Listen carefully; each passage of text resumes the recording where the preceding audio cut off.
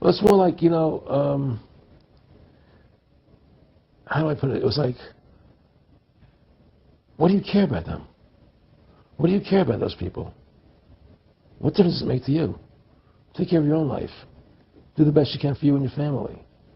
What do the rest of the people mean to you? They don't mean anything to you. They're just serfs. They're just people. It was just a lack of caring, and that's just not who I was. It was just sort of like cold, It was just like cold, And I used to say to him, what's the point of all this? You have all the money in the world you need. You have all the power you need. What's the point?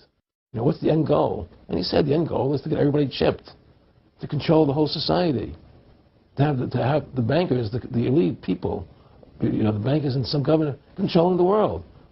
So the ultimate goal that these people have in mind is the goal to create one world government run by the banking industry, run by the bankers, and they're doing it in sections. The European currency, the euro, and the European Constitution is one part of it. Now they're trying to do it in America with the North American Union, right? And they want to create a new currency called the Amero, right? And the whole agenda is to create a one world government where everybody has an RFID chip implanted in them.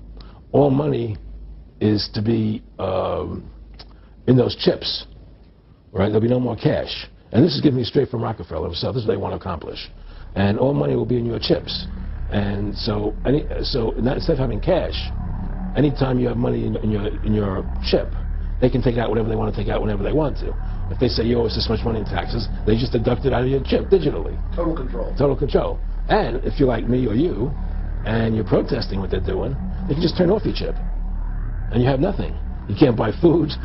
You can't do anything. It's total control of the people. And that chip's connected to a database that has your purchasing records, what you do. Everything is in there, And so they want a one world government controlled by them, everybody being chipped, all your money in those chips, and they control the chips, and they control people, and you become a slave, you become a serf to these people. That's their goal, that's their intent. Corrupts, and absolute power corrupts absolutely.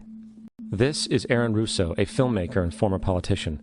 To his left is Nicholas Rockefeller of the infamous Rockefeller banking and business dynasty. After maintaining a close friendship with Nicholas Rockefeller, Aaron eventually ended the relationship, appalled by what he had learned about the Rockefellers and their ambitions.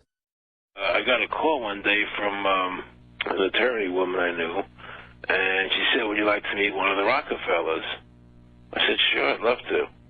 And we became friends, and he began to divulge a lot of things to me. So he said to me one night, he said that there's going to be an event there, and out of that event, you're going to see we're going to go into Afghanistan, so we can run pipelines from the Caspian Sea. We're going to go into Iraq to take the oil and establish a base in the Middle East, and we're going to go into Venezuela and try and get rid of Chavez. And the first two they've accomplished. Chavez they didn't accomplish.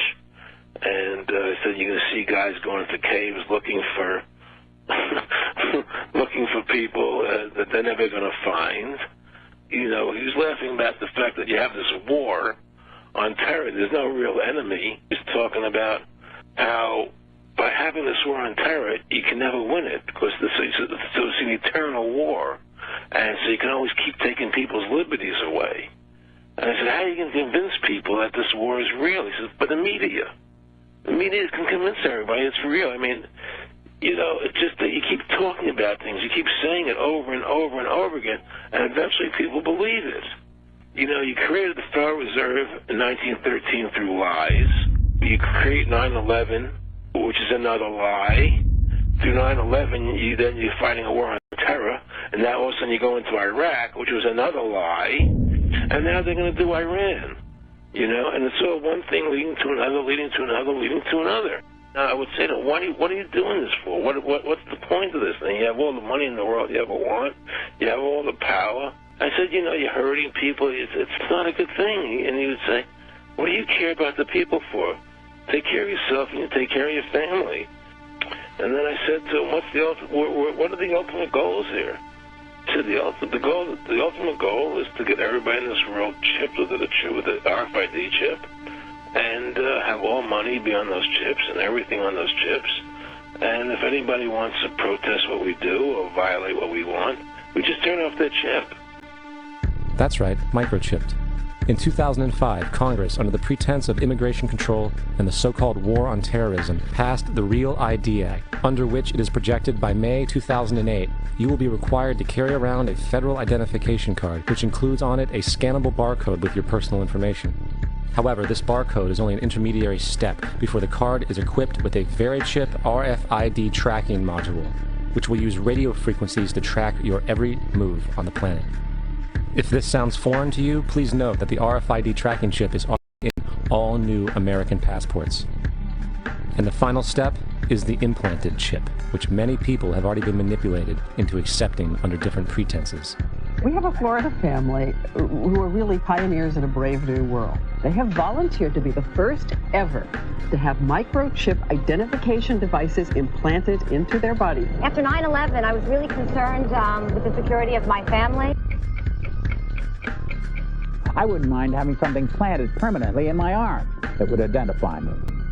In the end, everybody will be locked into a monitored control grid where every single action you perform is documented. And if you get out of line, they can just turn off your chip, for at that point in time, every single aspect of society will revolve around interactions with the chips.